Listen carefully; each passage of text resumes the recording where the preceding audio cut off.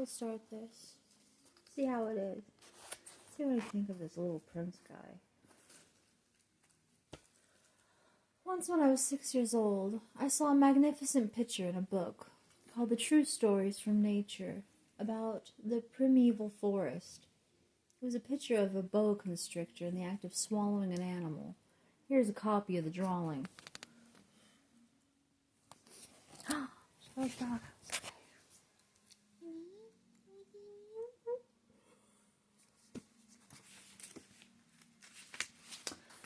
In the book, it said boa constrictors swallow their prey whole without chewing it, and after that they are not able to move, and they sleep through the 6 months that they need for digestion.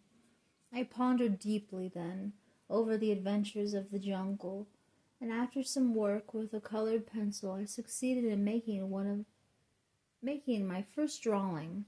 My drawing number 1. It looked something like this. I showed my masterpiece to grown-ups and asked them whether the drawing frightened them.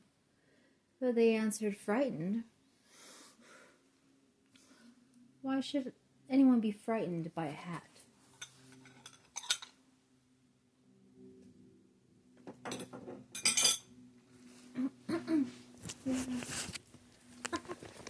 Yeah, take a look at my chin. Yeah. Sit here with your shoes.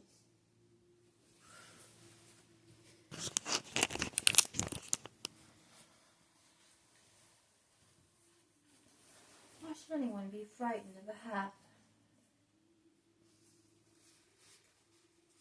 I showed my masterpiece. My drawing was not a picture of a hat. It was a picture of a boa constrictor digesting an elephant. But since the grown-ups were not able to understand it, I made another drawing, and I drew the inside of a boa constrictor so that the grown-ups could see it clearly. They always needed to have things explained. My drawing number 2 looked like this.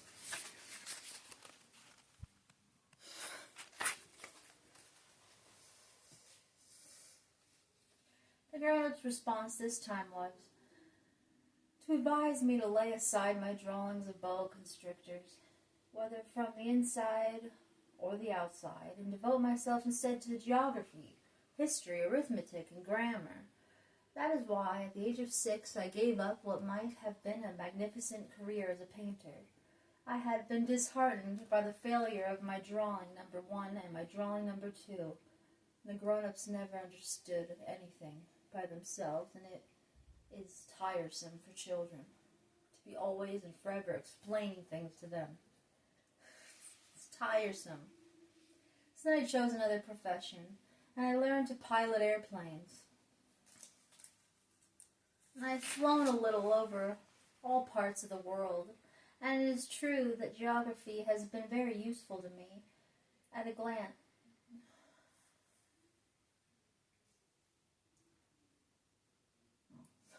I keep seeing something instead of flesh. At a glance, I can distinguish China from Arizona, and if one gets lost in the night, such knowledge is valuable. In the course of this life, I have had a great many encounters with a great many people who have been concerned with matters of consequence. I have lived a great deal among grown-ups, and have seen them intimately close at hand, and that hasn't much improved my opinion of them.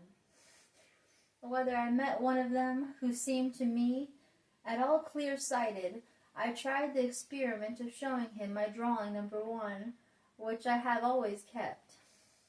I would try to find out. So if this was a person of true understanding, but whoever it was, he or she would always say, that is a hat. Then I would never talk to that person about boa constrictors or primeval forests or stars. I'd never talk to them ever again. I would bring myself down to his level. I would talk to him about bridge and golf and politics and neckties, and the grown-up would be greatly pleased to have met such a sensible man.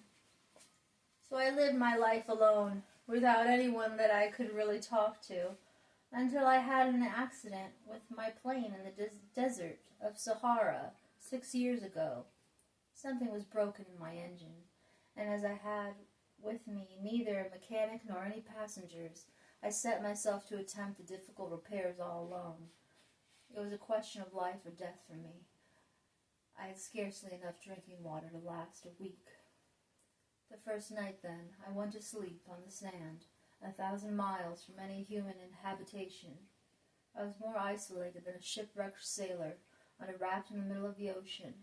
Thus you can imagine my amazement at sunrise when I was awakened by an odd little voice. It said,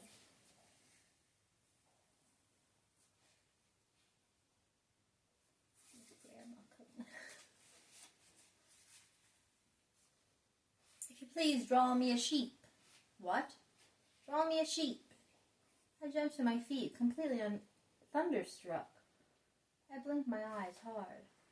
I looked carefully all around me, and I saw a most extraordinarily small person, who stood there examining me with great seriousness.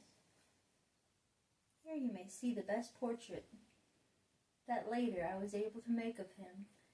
But my drawing is certainly very much less charming than its model. This is my story. This I didn't know if you were the one that was talking. That's definitely me. You're definitely.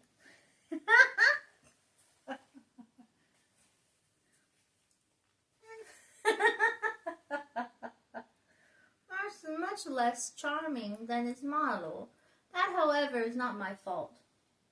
The grown-ups scourged me in my painter's career when I was 6 years old, and I never learned to draw anything except bows from the outside and bows from the inside.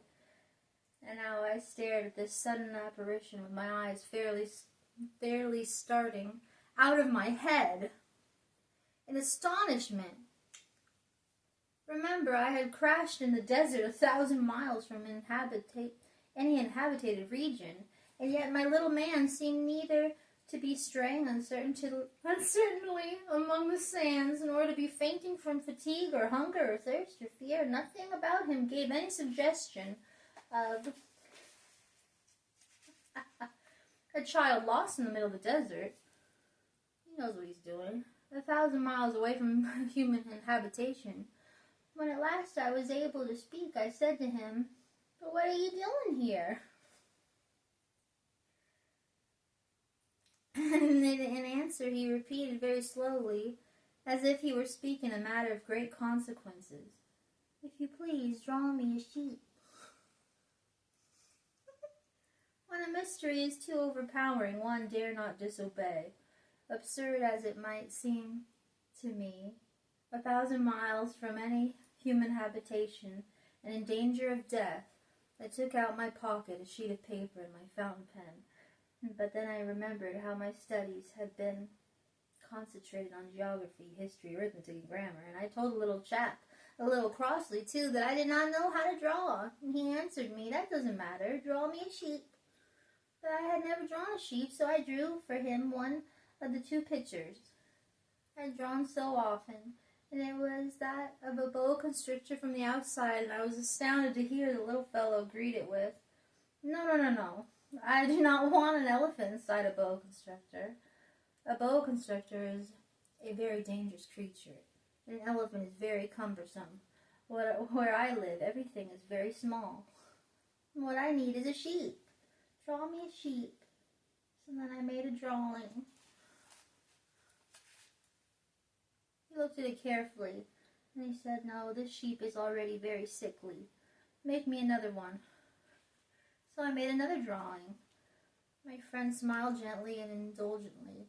"You see yourself," he said. "That is not a sheep. This is a ram. It has horn." So then I did my drawing over once more, but it was rejected too, just like the others. "This one is too old. I want a sheep that will live long." By this time, my patience was exhausted because I was in a hurry to start taking my engine apart, so I tossed off this drawing and I threw out an explanation with it. This is only his box. The sheep you asked for is inside. I was very surprised to see a light break over the face of my young judge. That is exactly the way I wanted it. Do you think that is the sheep? Do you think that this sheep will have to have a great deal of grass? Why? Because where I live everything is very small, and there will surely be enough grass for him. I said, "It is a very small sheep that I have given you." He bent his head over the drawing. Not so small that, look, he is gone to sleep. And that is how I made the acquaintance of the little prince.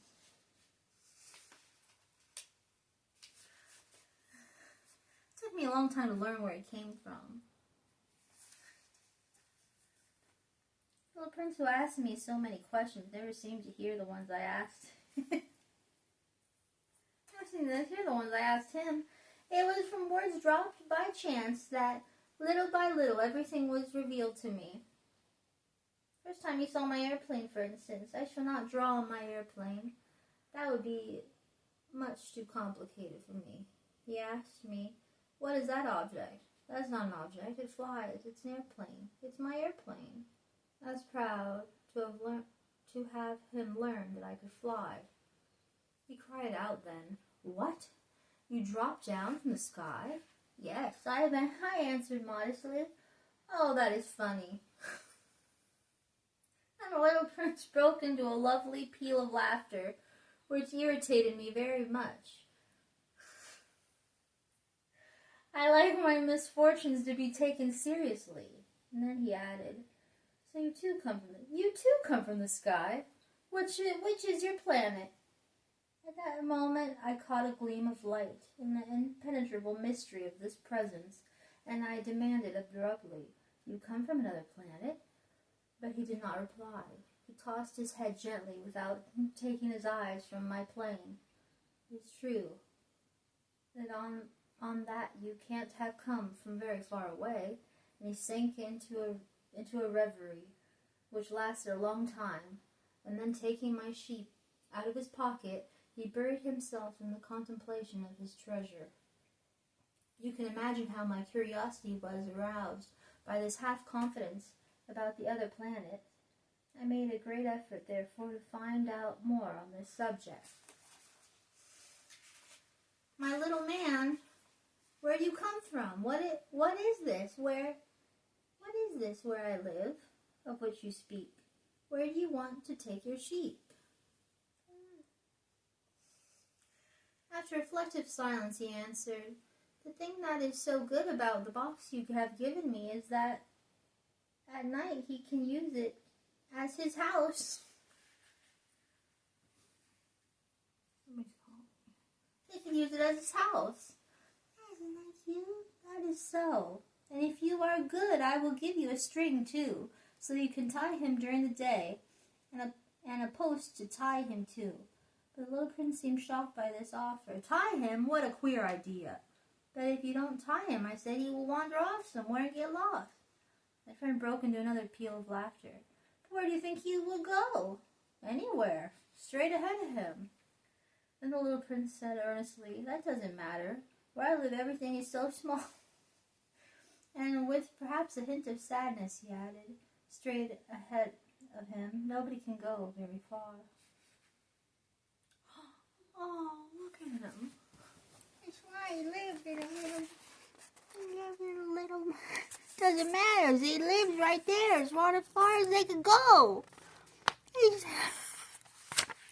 Oh. Look at him on the cliff. Well, you're in a bigger place. There's the box. There's the sheep. There's the sheep. Look at how cute he is. Oh my gosh, look at his outfit. I'll make you a nice cape. I'll give you a stick. You're surely from another planet. You surely fell from the sky. You're having it.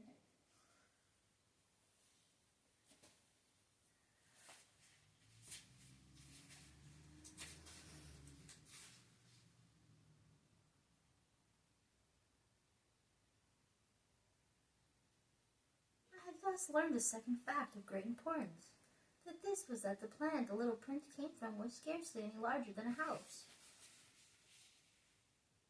That did not really surprise me much. I knew very well that in addition to the great planets such as Earth, Jupiter, Mars, Venus, to which we had given names, there are also hundreds of others, some of which are so small that one has a hard time seeing them through the telescope.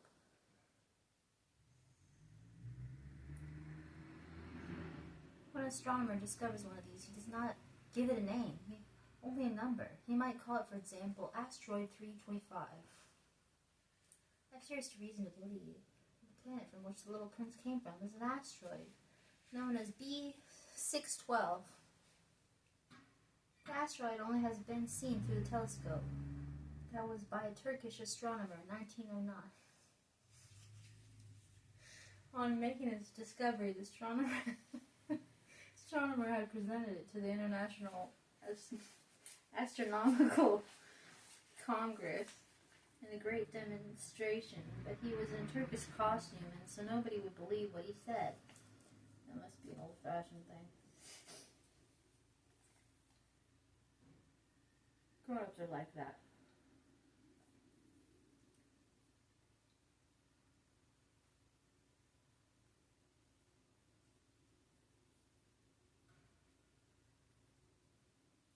So you came from a shooting star. You came from if you're from asteroid 6 something. I mean, you're from an asteroid. You're a shooting star. You're my little prayer. You're my little wish. It just suits you just lovely. You're so cute. Oh, if you like this, I'll read some more.